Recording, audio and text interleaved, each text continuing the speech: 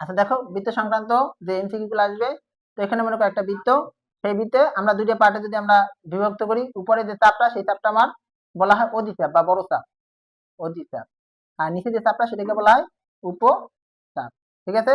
তাহলে এই যে বৃত্ত, বৃত্তের যে আমরা যে দুইটা চাপ ধরলাম এ বি, সেটার সাথে কেন্দ্রের যে কোণ সেটাকে বলা হয় কি? কেন্দ্রস্থ কোণ, কেন্দ্রস্থ কোণ। আর এই যে বৃত্তের সাথে যে কোণ সেটা হবে বৃত্তস্থ কোণ, বৃত্তস্থ কোণ। ঠিক আছে? তাহলে এখানে একটা সূত্র আছে যে কেন্দ্রস্থ কোণ সমান সমান 2 ইনটু বৃত্তস্থ কোণ, কেন্দ্রস্থ কোণ সমান সমান 2 গুণ বৃত্তস্থ কোণ। আবার একটু খেয়াল করো, তো এইখানে এই যে বৃত্তস্থ কোণটা হইলো, সেই বৃত্তস্থ কোণটা আমার যদি অধিচাপের সাথে হয় তাহলে সেটা হবে সূক্ষ্ম কোণ, অর্থাৎ চাপ বড় হইলে কোণ ছোট, সূক্ষ্ম কোণ।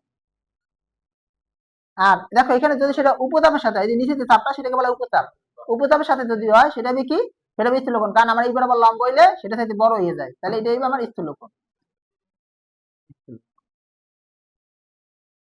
আচ্ছা, এইখান থেকে